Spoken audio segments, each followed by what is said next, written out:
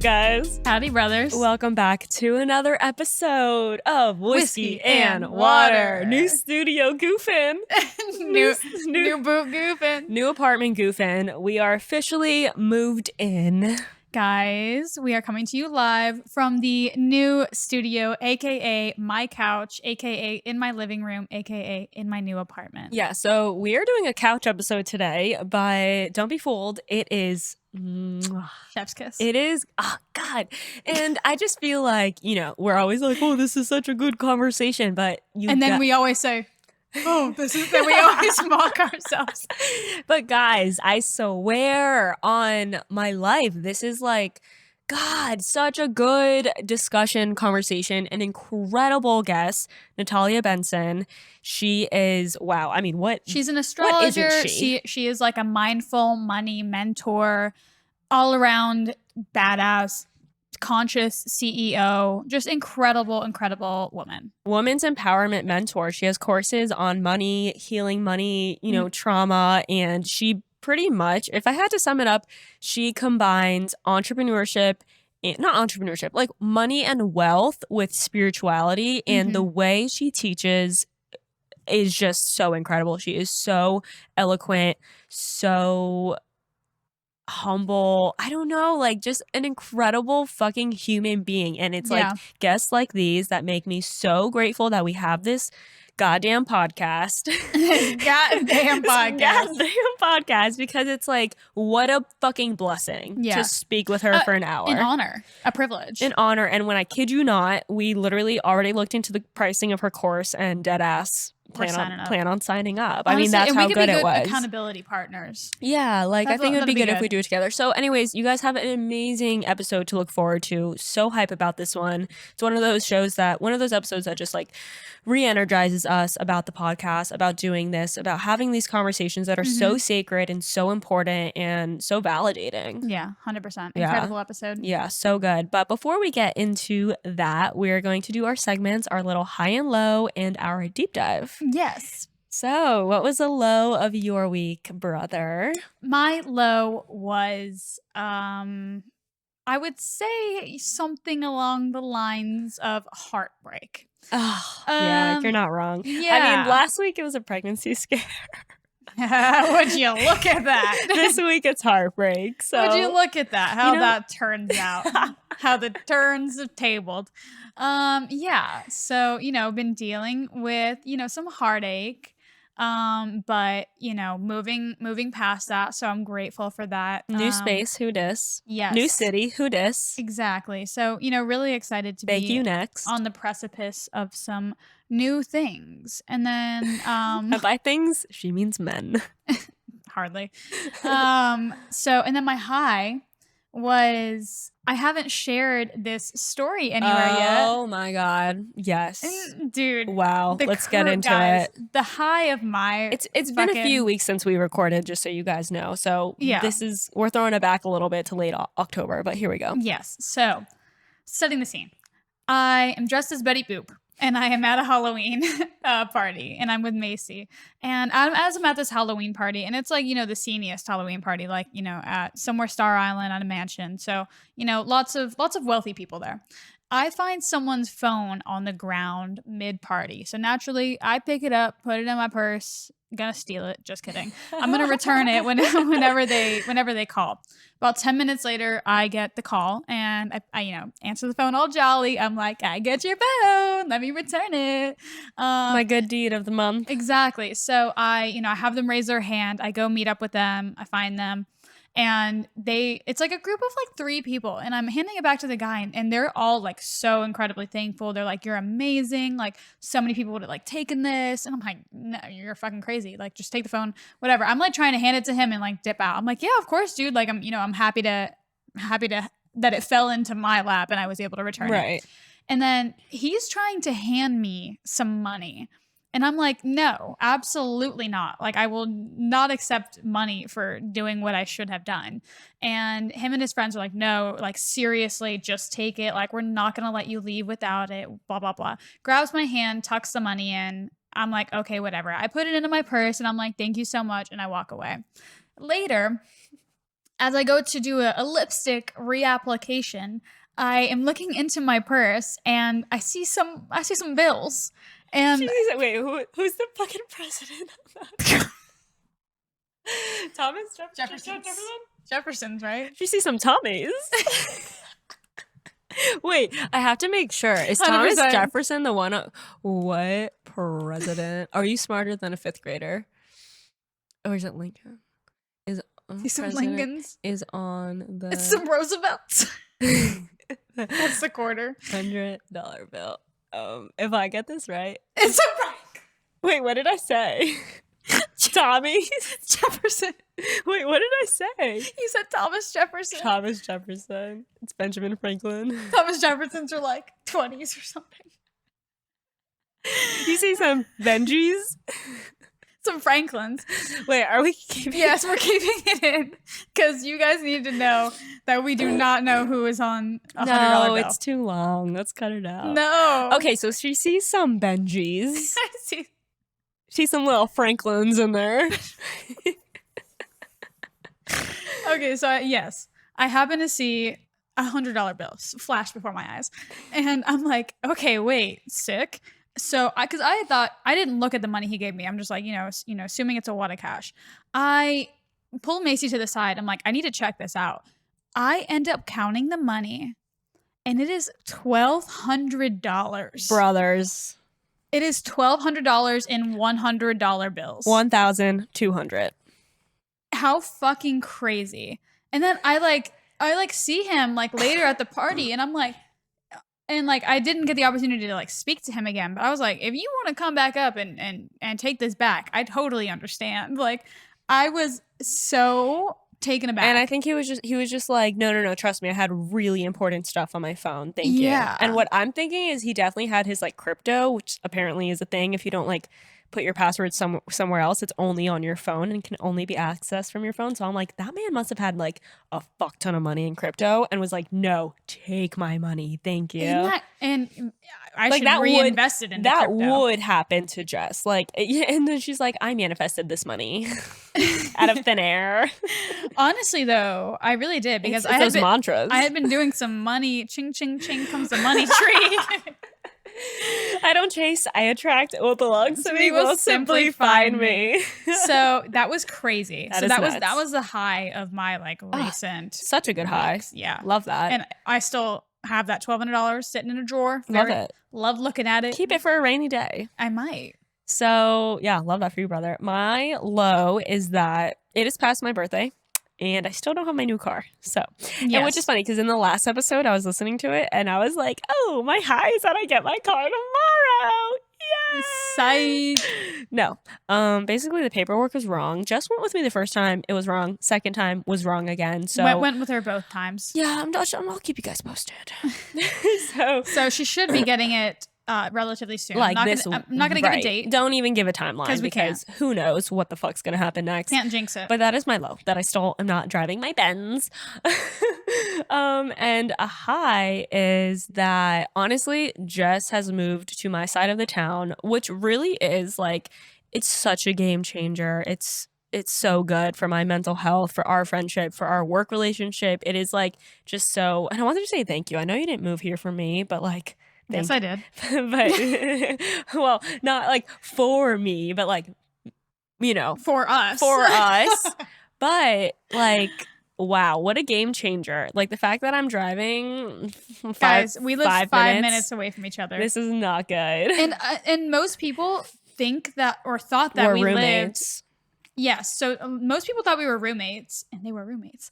But no, we were not. And we actually lived 45 minutes away from each other and our entire friendship. And we did the podcast at Jess's place for the past 2 years. So it was always like such a long commute for me. And then I would go home during rush hour and just like really not great. So I am getting hours of my life back. It is great. I feel so positive and appreciative of it. And what else was, and also a high was that we rock climbed last night, and that was so fun.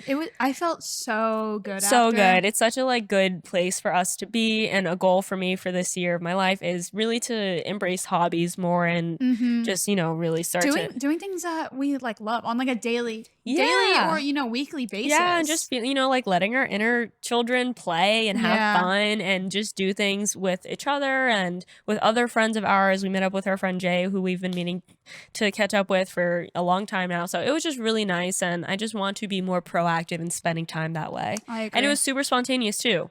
And I did not want to, I like it internally. I did not. Initially, you don't want to go. And then you and, think about it and and you're I'm like, like, I know I'll be happy once I go. exactly. Yeah. Yeah. It's like the gym, Yeah, but but so fun. Really looking forward to getting more into rock climbing again. And yeah, that's it. all right, go into deep dive. Yeah, we have to do our deep dive. Okay, so quickly, my deep dive is a Princess Polly collaboration, and I do these partnerships in exchange for a shopping credit. I got my shopping credit of $100 this time, so it's up to $600, and I have been in touch with them for the past few years doing this, so it's been an ongoing partnership.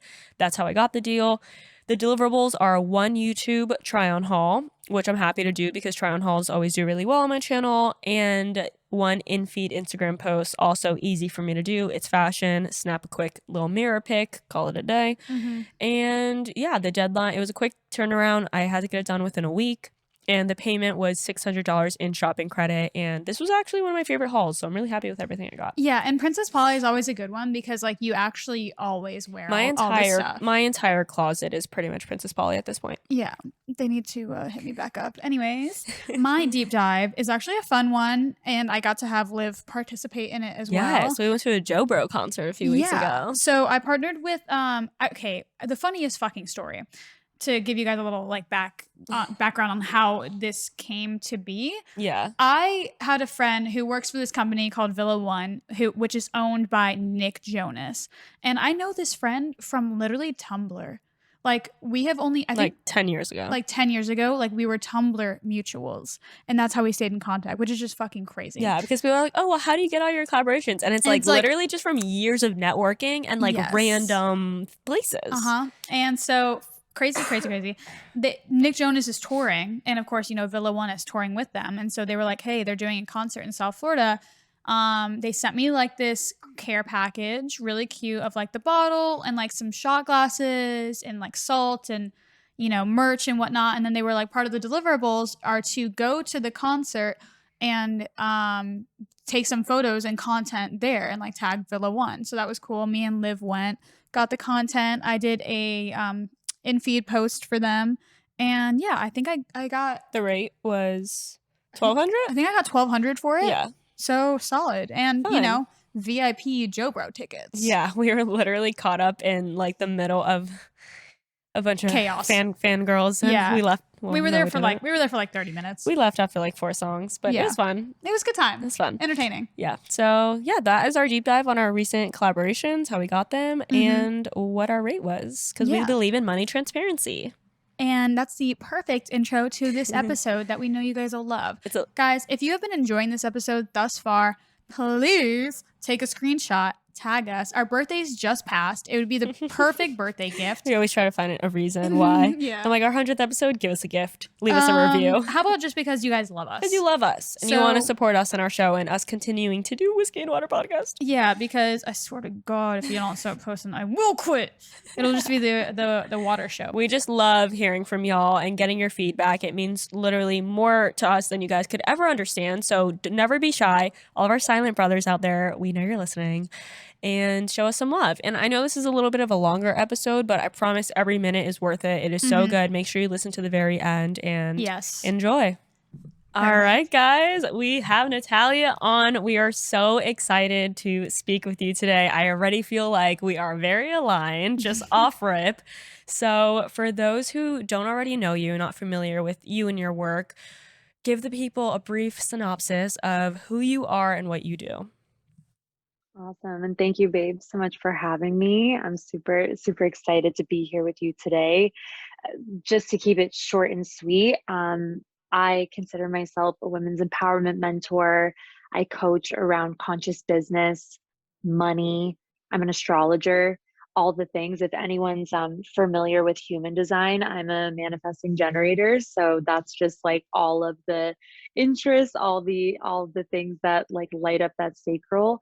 So long story, very short, born and raised in Phoenix, Arizona. moved to Los Angeles when I was about 21, struggled with drugs and alcohol, because I just felt so disassociated with this world. I was like, why are things the way that they are? How do I find my space? Like, I just always felt so alone and lost, like there was more that I wasn't being told, and yet there were so many expectations on me about how I should be. So around the age of 19, not long before I had my stint with addiction, I started a business. And I got really, even though my first business, like, let's just be honest, it sucked. I had no idea what I was doing. I did it for 8 years, but I learned so much. And most of all, I learned what not to do. And so my 20s were really this unique melange of like healing, addiction, getting into spirituality, finding a way to live a more moderate life, and being obsessed with living life on my terms through entrepreneurship. And all the while, through my 20s, I was terrible with money. I had some very, very faulty money stories, never felt like I had enough. And as I moved into end of the 20s into the 30s, I'm about to be 35, which blows my mind. I'm getting married next year. Like, I Wow. meet people. Congratulations. Thank you. I meet people who are like born in the 2000s, and I'm just like, wait, you're holding a job? I'm like, what's happening? It's just like, it's really powerful. But what's been so magnificent is some of my favorite human beings to assist are in their 20s, because it took me so long to get my life together. I don't want to say so long because I don't want to put a judgment on it, but it took me some time. And as I mentioned, I made a lot of mistakes. I did a lot of what you're not quote unquote supposed to do, but through that, I really cultivated my own way. I cultivated my own way to relate to money, my own way to relate to business, and to interweave healing, subconscious work, and really just, for lack of a better term, spiritual empowerment. Like, how can we be tuned in with our heart and do things in a way that feels authentic and resonant? And while I wish I can say at 34, I've got it all figured out, absolutely don't. I feel like I'm always a practitioner, but just to put things just very, very simply, that's what I've been up to. And at this point, my biggest focus is financial empowerment. I am obsessed with heart-centered, conscientious, wonderful human beings being fucking wealthy and not worrying about money. So that's really my biggest focus these days. Incredible. You sound like our kind of girl. Yeah, literally. Wow. I'm in the right place. If I could like turn what our values are and the theme of our show, Whiskey and Water, and turn it into a person, I quite literally think it would be you. Yes. Like, 100%. I love that. I'm at a loss for words. There's so much to unpack here. I am so like, I don't know. I feel so validated because I feel like people really see wealth and making money and being successful as an entirely different type of lifestyle as spirituality. And no one ever talks about the two like coexisting together and weaving in together. So I am like so obsessed with everything. Yeah, wow. That's such good news. I'm in the right place. Yeah, totally. And I love that, you're talking about your 20s in a non-judgmental way, because I also, of course there's this feeling in our society and our culture about like just the rush of time in your 20s and how it's your Yes. defining decade and how your 20s set you up for your 30s. And I just feel like it makes people feel so down on themselves about Totally. where they're at in their life right now, and then especially looking financially where they're at in their life. And you often hear people say like, oh, when I was younger I thought by 25 I'd be a millionaire, or I would be with 2 kids already and living in a mansion. And like I feel like I hear that over and over again from people, and they're like, now I'm here, and they're like somewhat disappointed or let down. And Totally. I think that there's such a different way to approach that and to look at it the way you have, and to just honor the time and how long it's taken someone to get where they are, and just like not judge themselves for it, and just have grace with themselves for it. Yes. It's truly all about like the journey. Yeah, Yes. and just being That's all we have. non-judgmental. Yes. That's all we have is the journey, right? It's like, I was in such a rush in my 20s, especially being an Aries. Like Aries is a very expedient, kind of impatient personality type in the zodiac. And then Capricorn rising, which I'm not sure if we'll talk about astrology today, but I'll make my little astrology Yes, references. please do. But the Capricorn rising, Capricorn ascendant is like me putting so much pressure on myself to be like a 66-year-old retiree, and I'm 22 years old and I have no idea how the world works. So it's like, that's I think that's why I've also loved astrology. And something I didn't mention is in my early 20s when I was struggling with addiction, astrology was literally my way out, which is so crazy to say, but it was the first tool that I'd ever been introduced to that really helped me understand myself, make peace with myself, be more patient with my process of unfolding. So I'm very passionate about talking about astrology in that way, and natal chart astrology specifically. I love that. And I feel like as of late, it's become this like really large trend of people to either like really feel empowered by astrology or like really reject it. And Totally. I think it's so crazy how like it's now become like, you know, sort of like taboo to ask a person like, you know, what their sign is because you know, they either don't want to be judged for it, but you know, I feel like we can just embrace what empowers us and what, you know, like you said, you use it as a tool. And I think that that's what it should Yeah. be used for. Like whatever resonates with you, you get to take, and whatever it doesn't, you know, you leave. And I feel like Yeah. it shouldn't be so controversial, but it is. Yeah. But we love, you know, talking about astrology and entertaining it. And, you know, as long as it's empowering people, you know, we're here for it. A million. And that it's actually, I love that you say the word empowering because I teach astrology empowerment. So literally the way that sorry, you guys, my parents' dog is You're good. very We're loud. used to the dogs.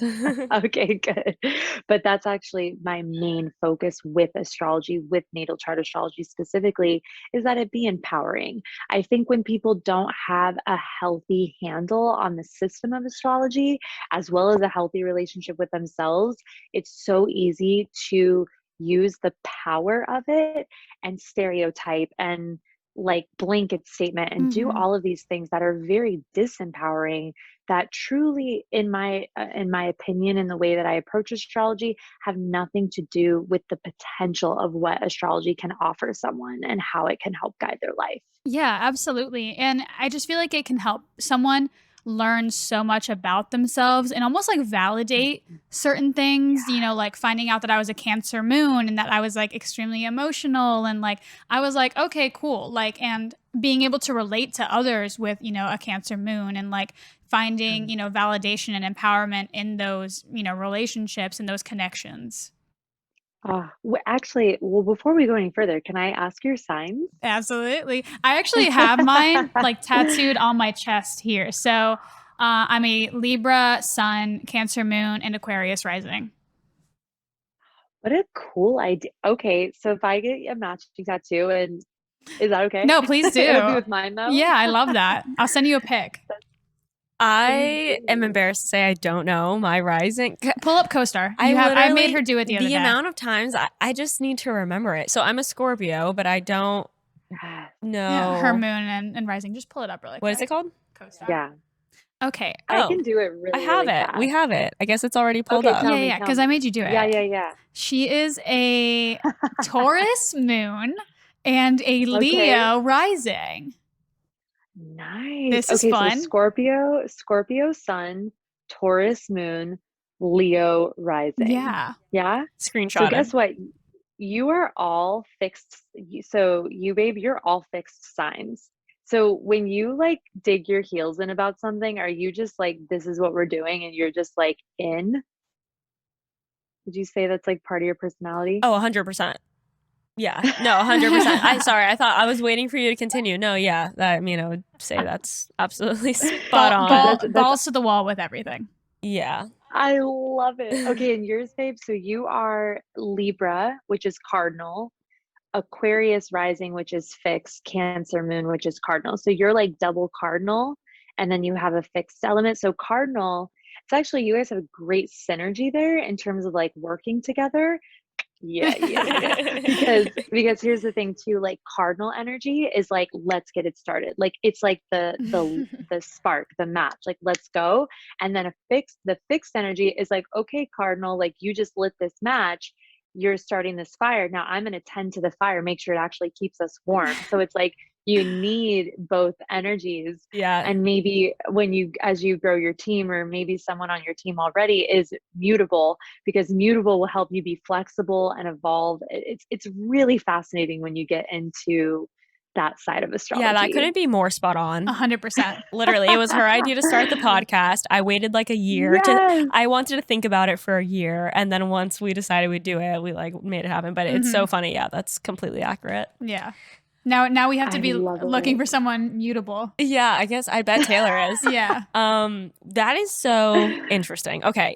I really want to pick your brains about this whole branding of wealth and spirituality and how to Yeah. successfully, Stay grounded. well also, but also like people assume like that others who value money in this way can be selfish or Yeah. Greedy. or what's surface level and only care about, Materialistic items. can be materialistic, and Totally. that's Yep. so not true. And there's just so much more, obviously there's Yeah. so much more to discuss within that. So definitely want to get your take on like what kind of led you to this very specific niche of a brand of having both and like embracing and embodying both aspects. It's so funny because like the word niche, I always laugh because people are like, "Wow, you're so niche," or this is such an, and I'm like, "Oh my God, it's so funny," because I just learned what that word meant like a year ago. That I always joke with my clients and my students. I'm like, the most niche thing you can ever do is be yourself. Like for me, this sort of unique take that I have that perhaps synergizes, let's say, a more soulful or deep relationship to money, and doesn't mean I don't love the material like that's where a healthy relationship to the soul, we can go into what that means in a minute, but like Yes. I believe that when we have a healthy relationship to our heart, to our spirit, you get to just completely experience the totality of being human. That's something I have something called the 5-day money transformation challenge. And I've seen it all, especially now that we run ads. I've gotten some fascinating DMs where people are like, money is not spiritual. You're a drain on humanity. Oh my What are you talking? goodness. And I'm just literally, I'm always like, okay. I'm like, but on the third day, on day 3, we talk about the synergy between spiritual energy, so to speak, and the financial. And the idea is that, well, everything is made of energy. Every single thing. Like if we get down from, I'm not a fucking physicist, but from what I understand, it's like everything is cultivated from energy, atoms, whatever, moving particles. So why is money somehow separate from the energetic universe? Right. Like, and the reason so often is because so many people, myself included, have experienced or are experiencing financial trauma, or had extensive financial trauma, or have a deeply painful relationship to money. And so, through the work that I offer, I want us to recreate that relationship, because money, in and of itself, like I'm sure we've all heard this at some point, money's the root of all evil. Well, guess what's ironic? Money is actually a neutral energy, just like a knife. Do we say because knives have hurt people or taken someone's life, all knives are evil? No. Knives also cut your dinner and feed your family and feed a community. Right. It's like, what is the consciousness and the intention behind the use of the tool? So money's the That's same, so right? powerful. It's like, that's actually something I really learned from a teacher of mine very recently, where she's like, money's a neutral energy. Your consciousness is what powers the use of the tool. So to me, and part of my mission is, well, I'd rather people who not only want good things for their lives, And also, because here's what I believe about human beings. This is just my belief. I could be wrong. I'm always open to being wrong. I don't need to be right. Love But this that. is this is my perspective. Human beings so often are naturally very good. If you turn off social media or you turn off the news and you're just out and about in the world, so often you will find that people are, they want good. They want to be happy. And naturally, people very often, unless you're a sociopath, want good for others. Not to say everyone is like that. There's always going to be a bell curve. There's always going to be people who are like real on that train and then people who aren't. But all in all, from my perspective, most people want to have good lives. They want others to have good lives. Because Sure. guess what? You being the only person that has a good, wealthy life is not good, Right. because then you're surrounded by all of the people and their experiences who are not. So I get really passionate about this, but what excites me about what's possible as we have bigger conversations about wealth and financial education, cryptocurrency, all of these different movements and focuses happening in the world of money right now. How magnificent that if I'm a person who wants to have a great life and I feel financially in overflow, well, it's very rare that you're going to hoard all of that for yourself. Mhm. Like when you are in overflow and you feel secure and powerful, it's just natural to want to share. Mm, I see that with myself. I see that with the women in my work. I see that with the women, my contemporaries. It's like, to me, that is the exciting direction that we can go in when it comes to who holds wealth. And wealth is responsibility. Money is responsibility. That's why I teach financial education essentially, because you got to know how to work with money. You've heard of people winning the lottery and then losing everything. right. Well, not always, but more often than not, because they didn't have the tools to obtain that kind of money in the first place. So I believe this would be awesome. I'm going to say this on your podcast first. Wouldn't it be great if someone who wins the lottery, they get hundreds of millions of dollars, but with it, they have to take a year of financial literacy, like a financial education, because then you can actually grow that money and do so much with it. Right. Very often, the imbalance, and I'll get off my soapbox in a second, but very often the imbalance is just because people don't know how to work with the energy of money, and it can be very overwhelming. Right. So I'll leave it at that, but that's my excitement about this synergy, and really just to pare it down is just because I know the propensity of what can be done when people with love in their hearts have more money. And Oh, a lot of times there is that delineation of like, well, I'm spiritual, I'm woo woo. My story with money used to be, money's not for me. Money's not for that. It's what I used to say to myself all the time, consciously and unconsciously. So, well, what happens with a story like that? Not much. But then as I was like, no, I can handle money. I love money and money loves me. Money is like any other relationship that I have with someone or something in my life. So I'll stop right there. But that's to me my deepest why and my biggest excitement for creating more of a relationship between these two things. so beautiful. Wow. Love it. I just realized that because we're in a new setting that we don't have our notebooks, because I literally like had 5 different points I wanted to make throughout all of that, but so good. I want to start off with like I think you perfectly nailed it on the head. And, for the argument of money is materialistic, or people who care about money are materialistic, boom, done.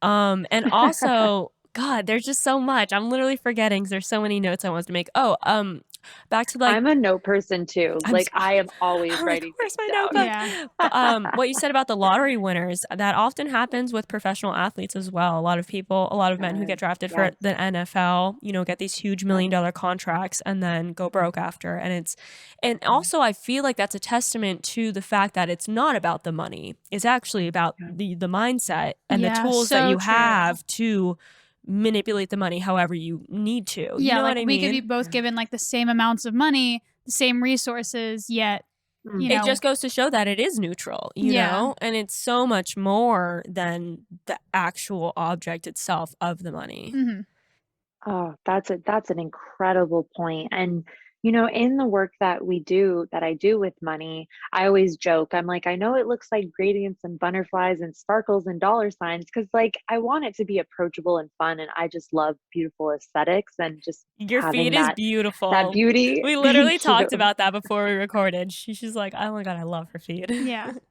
Thank you so much. But what's really ironic is like the depth. I do that and I brand this work in such a way because it's deep work.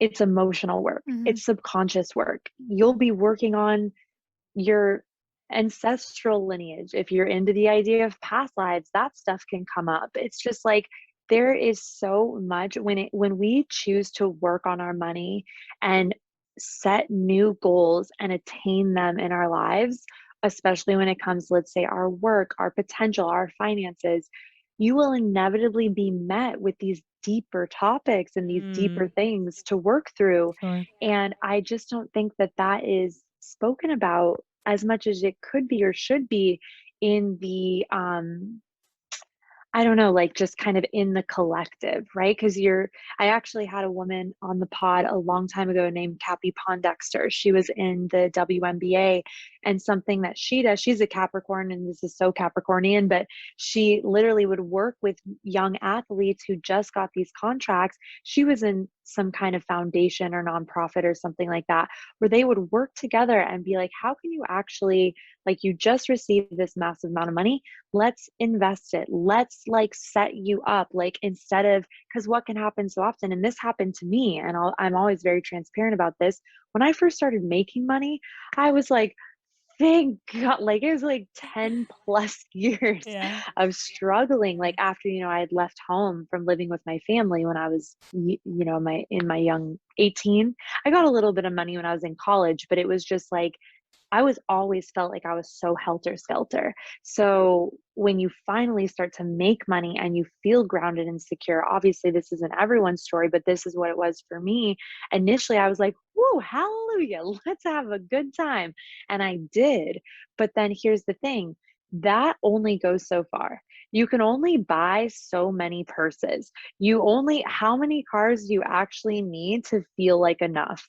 Like the material is a beautiful expression of money, but we have to remember it is so much more than that. And I'll say this again, but wealth is a big responsibility. But the beauty is, and I never want any of us to get afraid of the word responsibility, because that's a beautiful thing. Responsibility, if we break it up, is response ability, your ability to respond.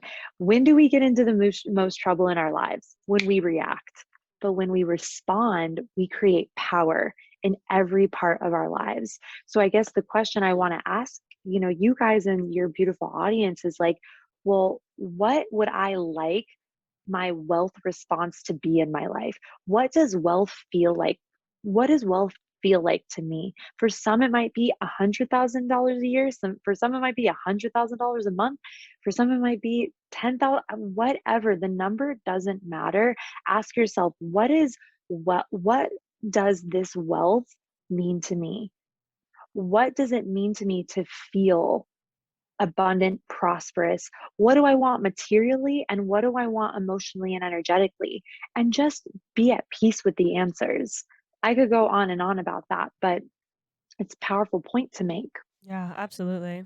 I love that. And I also love how, you talk about these materialistic things and it being a beautiful expression, because I think that is definitely where, like, people think wealth and then they think of Ferraris or they think of, yachts. Like, that hmm just automatically where our minds go, like, Yeah. because of our culture or whatever it is, and that's just how a lot of people choose to spend their wealth. But it Yeah. is so much deeper than that, and I love this take on how it is a responsibility. And you're so right, because it does trickle down, especially when it's in the right hands. Like, of course it does. It's like it gives you it gives you the privilege or opportunity to, help family in a bad situation, or give back into causes you really care about, or do random acts of kindness. And not crying, I'm sick. But it is so beautiful. I could cry. But yeah, I mean, But that's it. it Responsibility, right? The right, it ability gives to you respond. some sort of, power that you wouldn't have otherwise, and not like in a egotistical Yes. way, but in a power that's like, I can make And someone's day better. empowering. Yeah, I can make someone's day better. I Mhm. can change the course of someone's life. And I love also, that. I love this idea of like spending wealth or money on materialistic things. And like, it's so true that when you are at peace with yourself and grounded in your soul, that at that point, the materialistic things, it almost becomes just like play. It lacks luster Yeah. even after that, though, because it's like you think about all of the things that would be more empowering than buying an additional bag, you know what I mean? Yeah, that, Yeah. and just I think Yeah. instead of like identifying with the objects, more so just seeing it as something that's playful and Mhm. fun, more than like Yes. serious and like, you know, wanting to make Ego money to buy those things egotistical. because it would make me feel better about myself. It's more so just like fun Yes. and playtime, and And it feels enjoying more it. light. I don't know. Yes. Yeah. Well, our culture, our society is actually something that we had a MWMM training, my membership. We had our training last night, and we were moving through the 12 laws of the universe. I don't know if you guys have ever heard of, I'm sure you've heard of the law of attraction. Mhm. Yeah. Yeah, so that's one of the 12 laws. Um, and there's so many other laws that actually support that law. Like that law doesn't even begin to skim the surface of the potential and the accountability and the empowerment that all of the other laws contribute to us having a healthy relationship to our magnetism, right? Which we can totally talk about. But last night I was making the point that so there's a law, which actually, if you guys don't mind, No. I can check this really quickly, but there's one specific law, and I gave the example. Let me find my notes, but I gave the example of how in our culture and our society, so there's a law called the Law of Correspondence, and the idea is that the outer world reflects the inner world. So, the law of correspondence. So, how we feel internally is how the external world feels to us. And if Mm. something on the external isn't working, then the invitation is to go internal to solve it. But what happens so often, like we live in a culture that, and not even just our culture specifically, but really many places throughout the world where it's like, or at least westernized world, where it's like, if you like make money, you're going to be fulfilled, happy, and all the things. But we all know that isn't true. Like Right. happiness, fulfillment, and true wealth is actually an inside job. Yep. And that's why the way that I approach money, the way I teach it, is that we first take that inner accountability so that when we do have the wealth or the material objects or the goals that we're experiencing, they feel satiating Mm. instead of just like a Yes. flash in the pan, which is kind of what our cultural objectification of wealth and riches and material acquisition, it's missing that internal component. You know Yeah. what I mean? It's just a quick dopamine hit. And I'm not saying I'm perfect at any of this because I believe when you step on the path of creating wealth and feeling financially empowered, like it is a journey, and it doesn't mean that we ever necessarily perfect it. At least that's my take on it. Yeah, so incredibly beautifully said. Mhm. I know we definitely like the way we have spoken about money in the past and just with each other is very much like on a frequency level of what we're Mhm. thinking about and internally chattering with ourselves about is kind of what's going to materialize into the real world. So, like, if Yeah. we're feeling scared and seeing, scarcity in our lives, we're just going to keep seeing and receiving that versus seeing abundance, Mm. trusting the universe. And, we are specifically in a position where we work a lot of freelance work. So it's not like we know we're getting paid every Friday. So for Mm-hmm. us, especially, we are very much like, if we're in a bad spot, we have to just trust, Let go. Like let go, release. surrender, and trust that, we live in abundance, we see abundance, we're attracting abundance, and that we will financially be okay. And then an opportunity will come up this Literally week. out of thin air. And it's happened so many times. Like, as soon as we start to worry, Straight boom, up. I get a check from a commercial I did 2 years ago that's still like a residual. And I'm like, okay, I Love. see you, universe. I see you. And it happens so often that it's like, you can't make it up, So 100. that's been our personal experience with that. Go ahead. Yeah, I think it's also just being like, one, like you said, trusting the universe and just like being open and like open to receiving and being in that sort of like headspace and not being like so, negative and down about it, because a lot of people are closing themselves off from opportunity without even realizing it, because like how you said earlier, like I'm not someone that's supposed to have money. Like a lot of people find,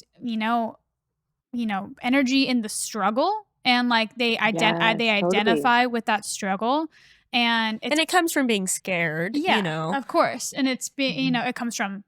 it can come from like ancestral ties, it can come from past lives, it can come from so much that we unconsciously don't even realize. But once you kind of change that frequency and start being open to receiving what you are entitled to, energetically, then things just really begin to change. Yeah, and I think, and everyone is entitled to wealth too, and I think that's something that's really hard for people to Yeah. To wrap their heads get with. Yeah, past that's the too. healing. It's so much Yeah. of like, well, I don't deserve that, or I'm not that type of person who can accumulate that wealth. And I'm someone that Yeah. struggles with that all the time. Like you said, like we're not perfect. Yeah. It's all a journey of, Yeah. realizing that negative self-talk and kind of stopping it in its tracks and changing the Yes. narrative. Yes, and that can be hard because it can feel like a bullet train. Like, I was just having an issue this morning and I was like, this is where you step into your tools. But sometimes it's like, you're just human. I'm human. Yeah. Like, I've set very exciting and very scary goals for myself. And it's just like, that's part of it. It's Yeah. okay. And I think that the balance that I've found so often is like creating that, what I like to call that dance between your faith and your action. So it's always like, I call it like meeting the universe halfway. So it's just like, well, what can I do in my day-to-day world to meet the universe halfway? And like you were mentioning, like being like, I'm safe, like we have abundance, like being grateful, like looking at what is working, right? Looking at what is happening that is going great. What, and it's funny because whenever we do the challenge, we do something really fun where in that week we talk about manifesting $1,000 in a week. And what's always powerful is what comes up on day one when we talk about the potential to manifest and call in that money in less than a week, and the things that come up, the stories. And we also can't deny that we are also in a place in our economies and in our cultures where I we're moving and hopefully healing and evolving past the systematic discrepancies where certain people have and certain people don't. And that's another Correct. reason why I feel that wealth education, and I do it in a bit of a woo woo way, doesn't mean that that's for everybody, but finding a way to make this information more accessible and the tools more accessible so that we can, I call it financial healing. Now, something I wanted to add, I think I lost it. It'll come back, but I think that what is also extremely important, and this is a kind of more of a grounding tool that I use in terms of financial empowerment, but is money management.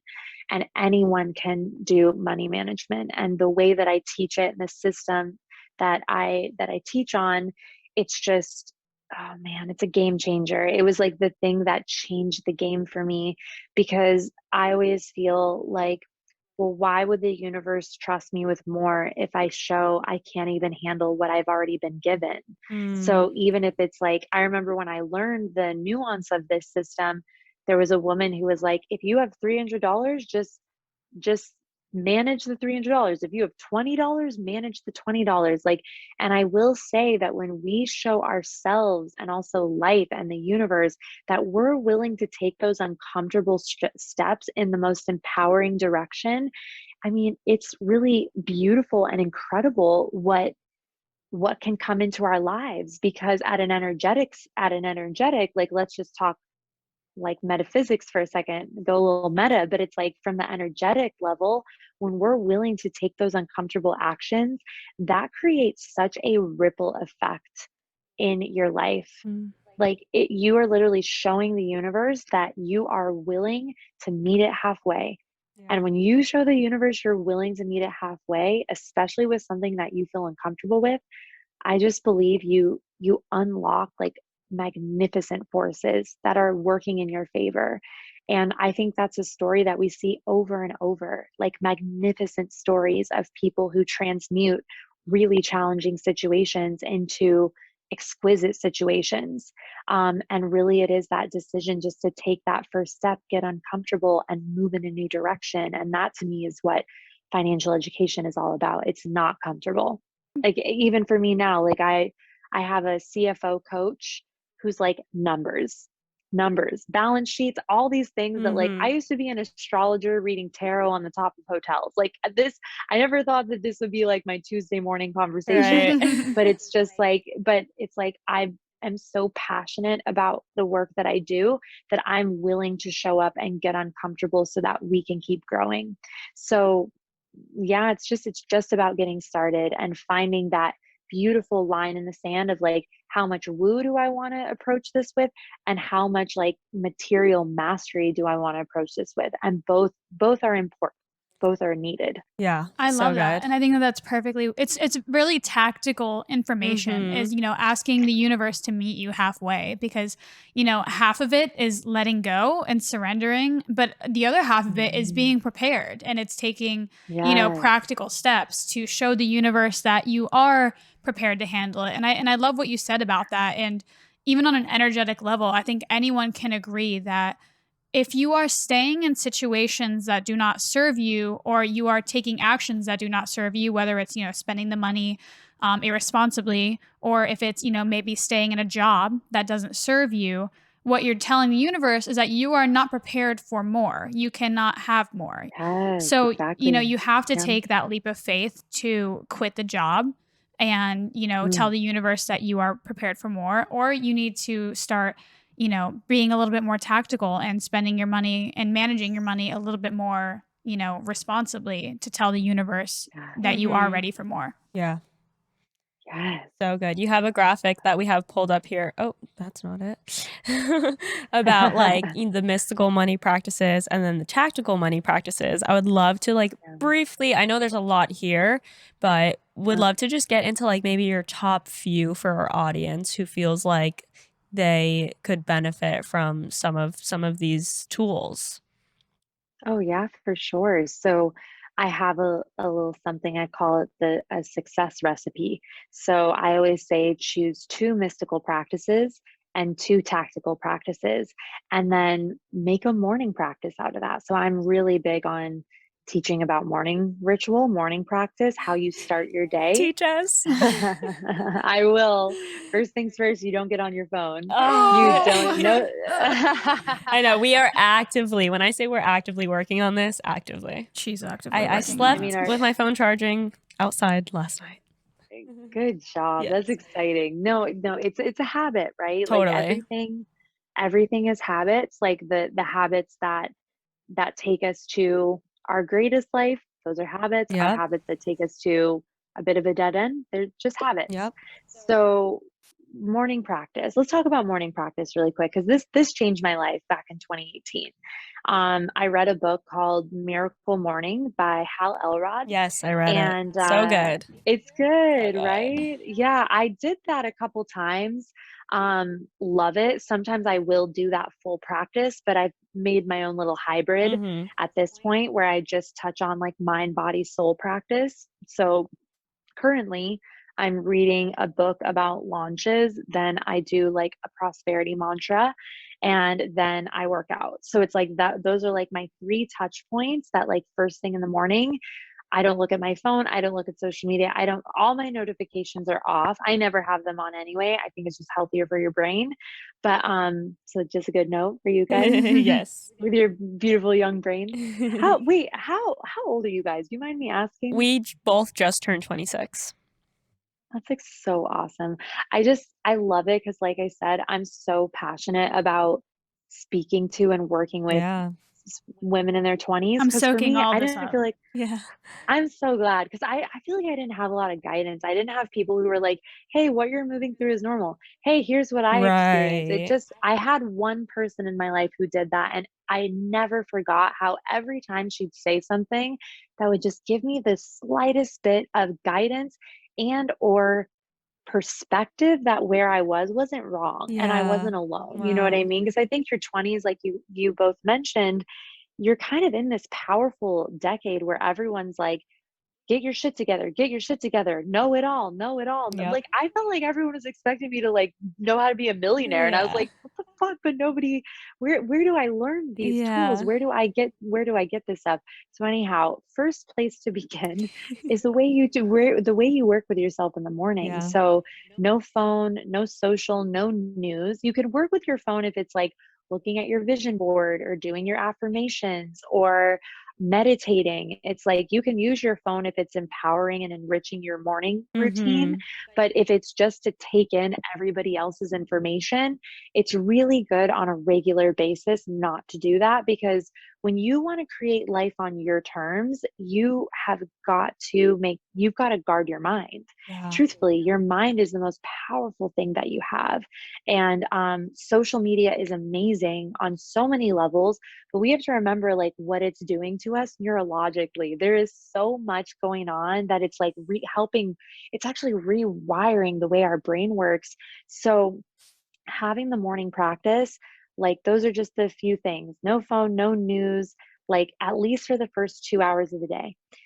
Then let's talk about like a money morning practice. So if you know you really want to get your money dialed and you have a vision for what it is you'd like to step into and the impact that you'd like to make, whatever it may be, two mystical practices, two tactical practices. So maybe the mystical practice is you money prayer, like money affirmations, like whatever. You do a money visualization. Whatever. There's some examples on Journal. there. I'm not remembering what's on there right now. You're good. Yeah, You're good. there's I got you. journaling. Visualization, Yeah. money and abundance meditations, journaling, money forgiveness ritual, and money Yeah. hypnosis. Beautiful. Yes, beautiful. So anything in that realm, because you have to remember as well, as soon as you wake up in the morning, as well as when you go to sleep, your brain is highly impressionable. Your subconscious is very open. So that's why I teach that about no phone, no social media, no news, because when you're in that impressionable mental state, you really want to make sure that you're putting in what you want to be in that subconscious, right? But we can talk about the subconscious in a minute because it's important. Now, tactical practice. Read me the tactical practices real quick. Tactical money practices. Get a clear picture of your money, track your money every day for 1 month, Mhm. organize and label accounts, biz owners track expenses, and set goals. Yes. So let's say that your magical money morning practice. Let's say that you did the money meditation and you did some money affirmations where you're just like, I am wealthy, I am healthy, I am joyous, I am rich, whatever words you want to say, whatever words feel good for you. Then tactical, let's say that you sit down and you manage your money in the morning, or you set goals for making more money or mitigating your debt, whatever it may be.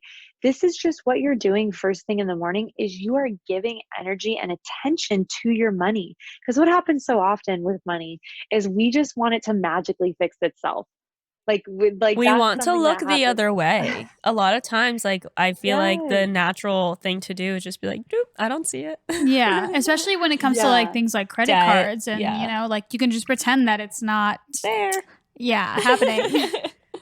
Yep, and I actually inside of MWMM, our membership, I have a credit card mastery training because credit cards are amazing, but they can be predatory if you don't know how to use them. Correct. And I remember when I was in college, US Bank, they were like giving credit cards with $600 limits. But again, it's exactly what we talked about a little bit ago. You're giving me just like live ammunition Right. and you're not teaching me safe Right, practices, yeah. right? And so I remember I ran up that credit card and it was just a big shameful mess. And yet here was this institution that handed me this really powerful thing but didn't give me the tools on how to use it, which why would they? Because they're going to make all the money off of you not knowing how to use that tool. Precisely. So credit card empowerment, love we're using the word empowerment. It's my favorite word, but credit card empowerment, credit card mastery, these are things, debt is nothing to be ashamed of. Remember that debt is first and foremost, what did that debt grant you at a specific time of your life? Was it Right. helping pay for school? Did it buy you a dress when you were feeling sad? It's like it's not Yeah. all bad, right? And so having forgiveness towards ourselves for any debt accumulated is the first way to heal and release debt. The reason I bring up debt is because in your morning practice, you can do that debt forgiveness ritual and or you can work with your money each morning on, well, how can I make more? Or what's my plan of attack to get this debt out of my life and to have a healthier relationship with credit cards? Now, if it's okay, I'd love to talk a little bit about the subconscious and how this plays into everything with our money. Absolutely. Please. Is that cool? Let's dive So in, sister. let's dive in. Are you guys familiar with the subconscious? Like with what do you know about it? Let's start there because I don't want to sound too redundant. Yeah, so as far as I know, subconscious is pretty much anything that is going on behind the scenes that I am not fully aware of. A lot of Yes. times things that we know that we realize in hindsight are happening subconsciously, but it's stuff that we're Mhm. not aware of until it's past. Very often, 100%. What about you, babes? Uh, Co-signing. It's pretty much the same, pretty much the same thing there. Perfect. Things that are going Perfect. on that we're Yeah, not aware is going on. Hmm. exactly. So here's something just magnificent. So two teachers that I love when it comes to understanding the subconscious mind are Dr. Joe Dispenza and Dr. Bruce Lipton. I've basically educated myself around the subconscious by watching YouTube videos. So Cool. just full transparency there. I'm not like a Love that. No, neuroscientist. love that. But especially when I started taking yoga in my 20s and learning more about the subconscious, I started reading money books and everybody kept talking about the subconscious. And I was like, what Mm. the hell is a subconscious? Why is everybody talking about this thing? And so here's something to understand about the subconscious. So what they guesstimate is that our conscious mind is about 10% of our mental operating capacity. Our subconscious is 90. Mm. 90%. There's 90% of stuff going on in your body, in your energy, in the world that if you were aware of at that 10%, even 50%, we would all it's like our brains would fry, Yeah, right? Like literally. literally. So it's like here's what's so magnificent. The subconscious is really when we have like knee-jerk reactions to things, very often that's subconscious. What else does the subconscious sort of control? Our heartbeat, our breathing, anything like our blood flowing through our veins. It's like imagine if the conscious mind was in charge of that. You'd have a thought or remember your laundry, and then you'd be like, oh, we fall over dead, right? So it's like, it's really quite a magnificent design.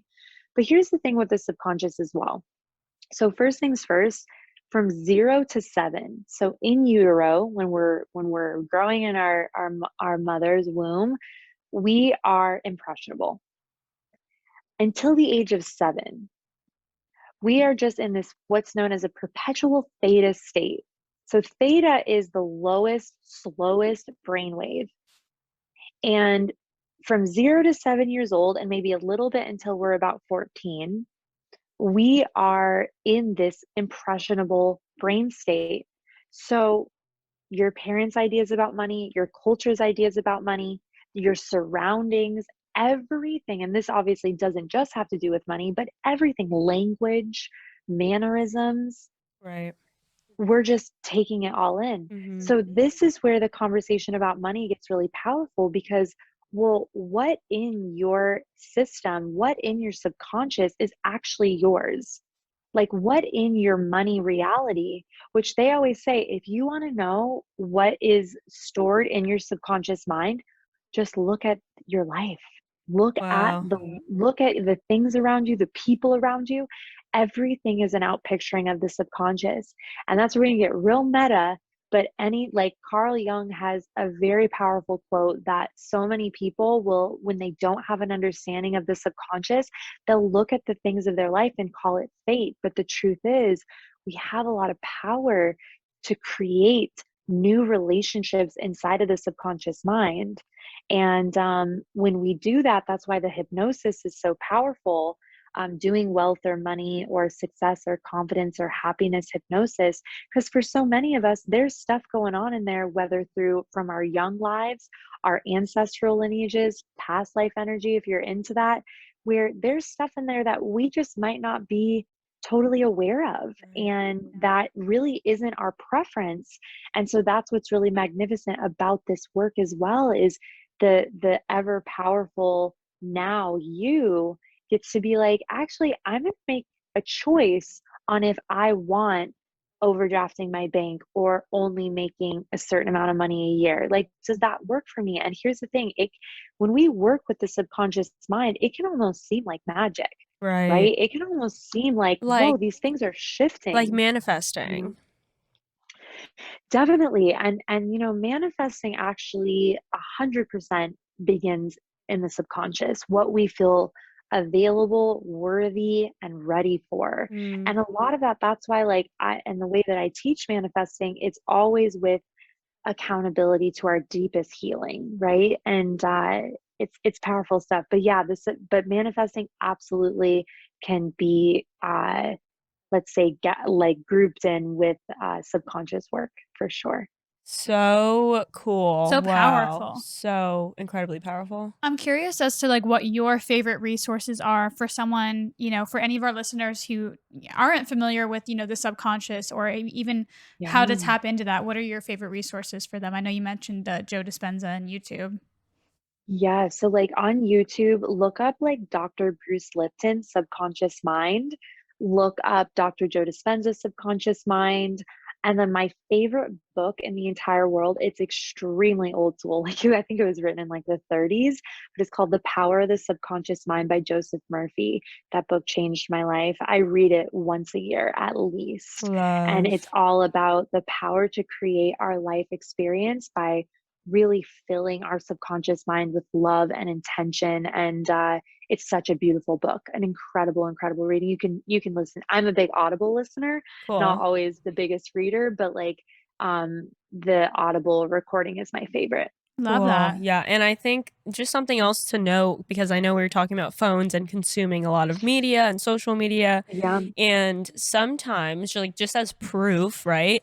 I will notice if I'm on my phone before bed, say I'm on TikTok because that's our guilty pleasure.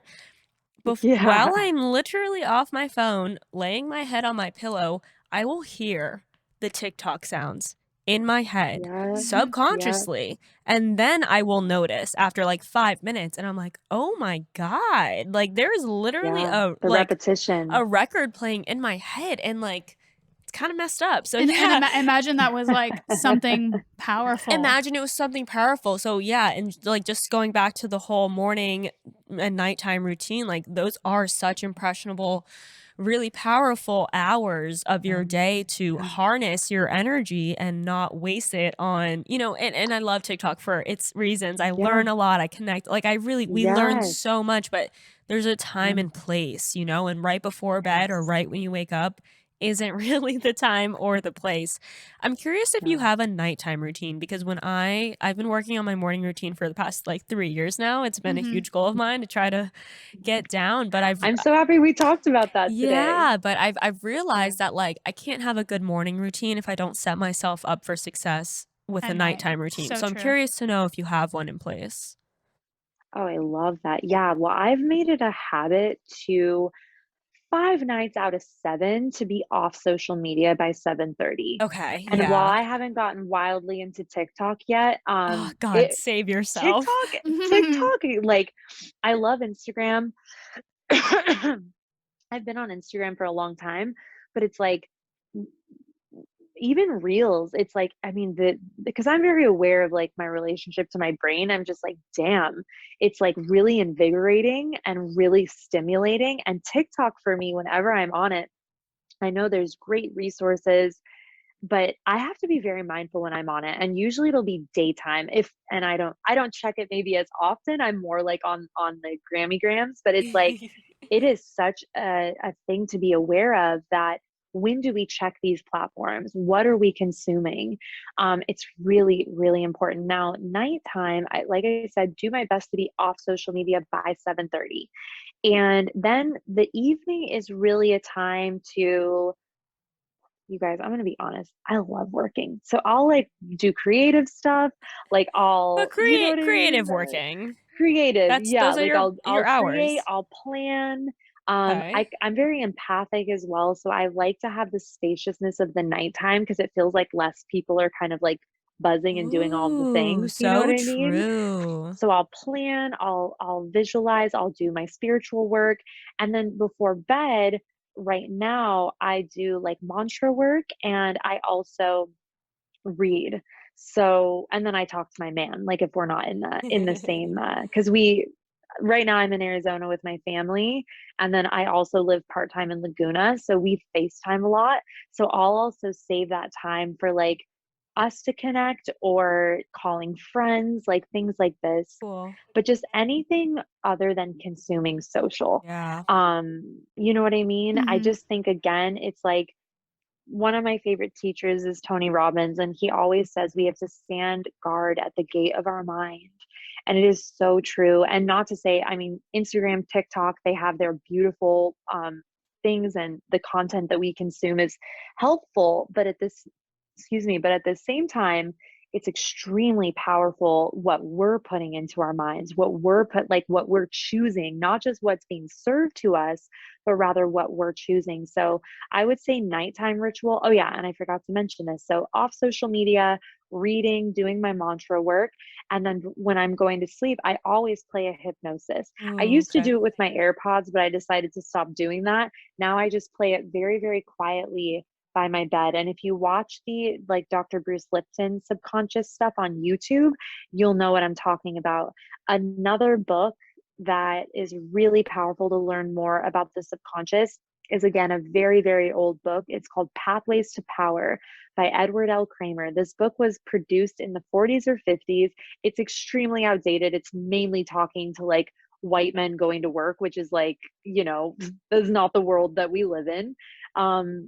But what's so powerful is it's talking about the power of the subconscious mind. Cool. And it's talking about how we can reprogram our subconscious every single night. So these are things that I know that I'm sorry, I know I'm going on a tangent No, here, but don't be sorry. We are loving it. Soaking it I up. I'm so glad. I remember I was listening to something recently where I think it might have been Dr. Bruce Lipton again, but there were like ancient civilizations that were like, if you give me, again, a little outdated, only talking to boys, but it was like, if you give me a boy from the age of 0 to 7, I will show you the man he will be. So, and this Mm. was a long, long, long, long time ago, like ancient civilization. So, we as a humanity have perhaps known the power of those formative years and how important they are to who we become later on. But guess what? We go into a state of perpetual hypnosis on social media all the time. All the So if we're in the scroll or we're in like a TikTok vortex or whatever, time. it's like Yes. our subconscious also opens. Now, this is not to be something to be like afraid of. There's nothing wrong with that. But we always, but we always want Debatable. to make like what are we putting in there? You know what I Mhm. mean? And 100%. it's really important. I love that you reference it as a vortex because that's exactly what it is. And us being influencers and being in the industry, we can totally Yeah. attest to the fact that like it is so powerful and we learn so much and it's beautiful and we connect with people who are just Yes. on our wavelength. But also, it is 100% a vortex and made for you to stay on there for as long as possible. Yes.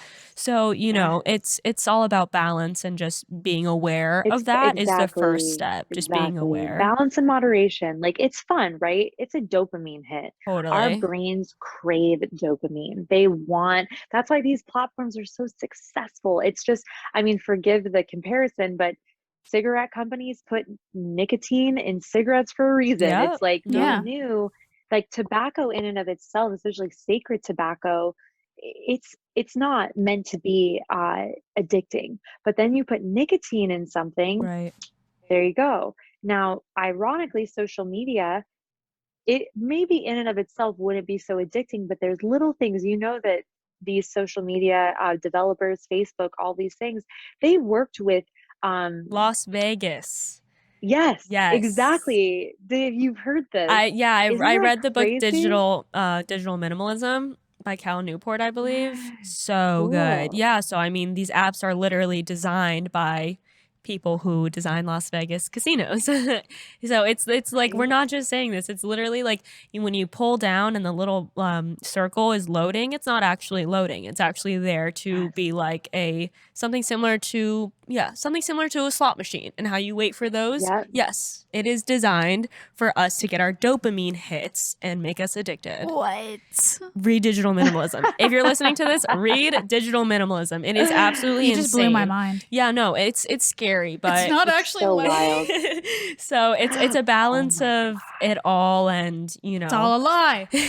I think definitely a time and place is what's important there Setting and setting boundaries. boundaries. Yeah, I mean, Setting boundaries, exactly. it's And we so have to set the important. boundaries. It's Yeah, discipline. And then Yeah, no it one's is gonna I've do it even for discipline. worked, us. no, and the same with our wealth. It's like we have to set boundaries with ourselves, whether Yeah. it's around spending or what we're willing to do on a daily, weekly, or monthly basis or yearly basis. It's like all of it really comes down, like it can be so enticing to play the blame game. We can blame social media, we can Yes. blame our parents, we can Yes. blame, and while sometimes absolutely people need to be held accountable, but at the same time, the greatest power we ever have is in the moment and how we work with ourselves, how we and I'll say the word, like this isn't always a sexy word, but how we discipline ourselves. And I like to teach something called gracious self-discipline. Like how Mm, can we like be in a space of integrity with ourselves but also be gentle. And Mhm. yeah. that's an art form that I think is worth pursuing. 100%. Completely. And it's Yeah. honestly the first time I've heard that sort of concept because it's so Yeah. true. So much discipline that we have for ourselves is rooted out of like self hatred. Or, Yeah. we teach, a lot. Like I spend a lot of time in the gym and it's always like having the discipline to be the best version of yourself and stop being a piece of shit on the couch. And it's like, well, fuck, can I just do this because I want to become the best version of myself and Yes. have Yes. more And be good. grace. Oh, I love that. And be good to ourselves. And we have to remember, and that's why I'm very gentle with the way I teach money, because we cannot deny that, as I mentioned, systems of oppression, family and ancestral trauma, there are so many things at play Right. when we start to work with money. And what do we all need now more than ever? Grace. Mhm. Grace with ourselves, grace with each other. While we can't change everything that's occurred, we can act in the moment to make sure things are different in the future. And so that's a big part to me of financial empowerment is how do we work with the now and how can we graciously discipline ourselves? Because what I was just teaching this in our challenge recently, it just takes one person in a lineage to change the financial dynamic Yeah. and then to keep teaching that. And so that's the power of the financial education piece and the financial healing piece. Not always sexy. Like I can't say that people are like, we have a great membership, but it's work. It's not like people are like, yay, I want to do this deep, intense, healing, emotional work. We make it fun. We have a beautiful time. But at the same time, it's like it is work, and it will ask you to get uncomfortable. The same as the way we approach social media, our health. I mean, everything worth having peace around is going to take some work. Yeah, and money is just so emotional and, for some people traumatic that it would be doing, your audience and your clients a disservice to not get that deep and get on that Yeah. level. Like, what are you really accomplishing Yeah. if you're just putting lipstick on a pig, or putting a band-aid over the Yes. situation? You really Exactly. have to Yeah. get to the root of it. Well said, brother. Because again, it's not about the actual money. It's about the mindset and the tools and everything you need to, do what you're going to do with that money. Yeah. And that's perfectly said. It's not about the money. It's Yeah. about you, Yeah. God, so Yes. much. I feel like, God, I literally feel Love like it. I want to talk to you for hours on Yeah, end. 100%. Like I feel like I say that often, with all of our guests. We have such incredible guests, but like, wow, I just catch me signing up for your course tonight Yes, because I will be there. Please her and I join us. both. I'd love to have No, I you. mean, Oh this my is God, I'd like, be honored. it's resonating so Deeply. much, so deeply. And it's Yeah. just like truly so aligned with our beliefs. And, there's so many other financial courses and things, but none have had this aspect, which is so, so important. And so aligned. Yeah, truly. Yes. Before we get into like our rapid fire or 2 questions that we like to ask every guest, I have one more question that I just feel like could be really helpful for any of our audience members listening who just have a bad, not necessarily bad, but not the best relationship with money, or they think about their Okay. money and it scares them. What would be like the first step for that person that you would recommend? I love that. I mean, I used to be terrified of money. Like, I never would check my bank. Like I said, everything I've talked about, everything I teach is literally from my experience, right? Yeah. And the things I've moved through. And so, the first thing I think to just approach, like, if you have a fear of money, is just number one, like, it's hard to be afraid of something that you face. It's almost like it becomes like a paper tiger, right? Like when you're ignoring it, it feels Yes. gigantic. But Yes. when you just face it, you're like, oh, okay. Because anything we face, we can figure out. It's usually in the ignoring that we get the most Fear. overwhelmed and fearful Yeah. because, and like I told you guys, like I'm in a space now where like doing CFO and CEO shit in my business and it's overwhelming, Yeah. and like I want to avoid it, but the more I avoid it, the more overwhelming it becomes. And when I just sit down and I just invite my brain to do a new task, it's like, oh my God, it's magnificent. Because then the truth is, like, as we've been evolving, we are designed to solve problems. We are designed to do hard things. We did not get here hundreds of thousands of years later because everything's been easy. So just remember that if you're in a challenging place with money, you feel afraid of money, where can you face your money? Feel the emotions that come up. A lot of times, what happens is so many of us are socialized not to feel pain. Take a medication, like, of course there's a place for that, Of there's course. there, and I never will bash anything like that. There's absolutely a place, but for so often what happens en masse is we are socialized not to feel negativity. We're Mm. socialized not to feel our pain. Yeah. And now pain is not something we want to sit in, but pain can be a magnificent indicator of what you no longer want in your life. You know what I mean? So it's like, Totally. use the discomfort or the pain or the fear as an indicator that there's a part of you that wants change, Yeah. right? And then what we can do is, first things first, that's very often where I begin. So I have a 5-step process to financial sovereignty. Step one is feel the feelings, feel the emotions, get rooted on how you actually feel about money. And that's step one of Heal Your Money, the course. Step two is subconscious work. What do I want to plant in my subconscious around how I want money to feel for me? Mhm. How do I want to exist in the realm of my finances and abundance? Yeah. Step three is money management. So you can see we don't rush straight into money management, even though it's really helpful. We got to heal first. So Right. let's heal then let's manage our money. Let's figure out ways to increase our income. And then let's heal debt. Step 5, if that's an issue for anybody. So that you can just see even in that 5-step process, it's like the first 2 are around the inner work and the acknowledgement of where you are. Because in the acknowledgement of where you are, you have more available energy to then make the changes. Like for me, when I first started to really take hold of my money in 2018, I had to first see how shitty things had gotten. Mm.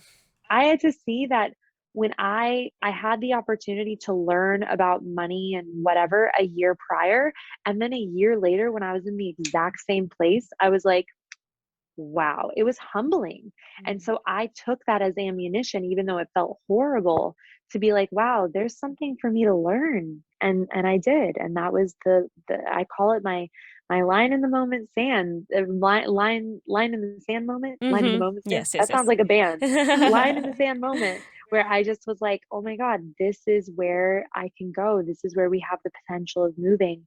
So yeah, and I hope that's helpful. That makes sense. Yeah, so good. I love the paper tiger analogy. That's so good. I know that Yeah. resonated with Jess a lot too. Because, yeah, it's easy for us to turn our heads and just want to ignore it. But when you face it, it's so much more doable sometimes. And even if it's not, like, a mantra that I always say to myself and something I've gotten from like a real estate investing podcast is everything is figure outable.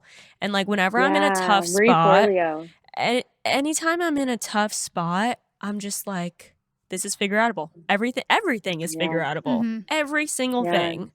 No matter it might be hard, but everything we are capable of figuring out. Yes. So I good. love that. I think I don't know if it was Marie Forleo said that or somebody else, It but I might know have been.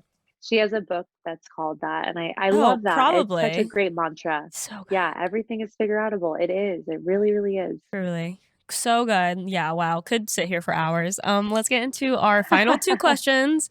We like to ask every guest. The first one being, what is your best piece of advice that you've ever received? And I know that is a loaded question, but could be a mantra, could be something that you just hold with you, throughout your daily life, whatever it is. Mm. Oh my God. The thing that's coming through my grandma and my grandpa on my mom's side are hugely impactful for me. And they were actually the first people who really taught me about financial literacy, which is super interesting. Not like I was taking anything in, I was like 11 years old, but it stuck. Yeah. And I remember my grandpa had this poem on his desk, and it said something like genius has magic and power within it. Begin it now. I think it's a Goethe, it's named Goethe quote. Anyways, that was very anticlimactic, but very, very beautiful, just in the idea of just beginning. Yeah. Begin, and like there will be forces that move with you Mm. that you never could have activated if you weren't just willing to start. And that's the first thing that comes to me. And I think also another one is never take anything personally, Oh, yes. Love which I'm that. still working on. It's Yes. a constant journey. Yeah, lifelong Yes, practice. yes. Yeah. And it's always So like I good. love that. it's always just like in the moment deciding that it's not personal, Yeah. whether it's someone Yes, cuts you off in traffic or someone cheats on you, like it's yes, never personal. But that's one of the biggest life hurdles and journeys. Yeah, definitely. yes, Okay, so our next absolutely. question is, what is your best biz pro tip? So this is something, that you use, whether it could be like an app that you use to organize yourself. It could be, a mantra. It could be, journaling, whatever you kind of feel called to. Yeah, so like for business. Hmm. Yeah. Yeah, okay, let me think about that. Well, personally, let's see. There's two like marketing tools that we use that I love. So we use Flowdesk, which Okay. is for email and like email automations and just community growth and all the things. And then we also use something called Community, which is text. I feel like just with everything too, because like I mentioned, I've been on Instagram for like 9 years, like really long time, and seeing the algorithm shift and just all of these changes that we're like working with right now, it's also been really powerful just to explore, well, where else do we want to put our energy? And so for us as a team, we've been like, okay, well, let's focus more on text, like serving through text and serving through email. So those are two platforms that I love using. I especially love Community because I actually text with people. I do it on my phone. I'm sorry, my computer. It looks like I'm texting because it goes to their phone, but I just get to like chat with people and I ask Nice. them questions, and that's a lot of fun. I think that as we continue to move through just where we are as a people and business and everything, that the way we connect with each other is going to be like paramount, like Yeah, actually having the human connection inside of absolutely. everything that we do. Love that. So good. So Yeah. good. Wow. This has been an incredible discussion. Thank you so much for gracing us with your time and knowledge and wisdom. Thank Mm-hmm. you. If people want to follow you, follow your journey, learn more about your services, where can they follow you at? Absolutely. Well, shoot, I wish I had is my phone over here? I know I have a TikTok. There's one TikTok on there. Maybe you guys can give me a TikTok tutorial, We got you. but only when we're gonna do it in a healthy with our boundaries in place, Yes, right? ma'am. Yes, Yeah. ma'am. But I'm very, very active on Instagram, just at Natalia_Benson. Website is nataliabenson.com. And for anyone who think they might be interested in the membership or who wants to join me for the 5-day challenge, you can just pop on over to the link tree inside of my Instagram, and there's all kinds of information and ways to work with me there. So thank you guys. This has been so wonderful. Thanks for giving me the space just to share what I'm passionate about. Of Yeah. course. No, thank you so much. This has honestly been incredible So and good. an episode that we will carry near and dear to our hearts for a long time. Yes, absolutely. Yes. Guys, if you enjoyed Thank this you, love. episode, please take a screenshot, tag us, let us know you're listening, and leave us a review if you feel compelled to do so. And we will see you next week for another episode. Bye, guys. Bye.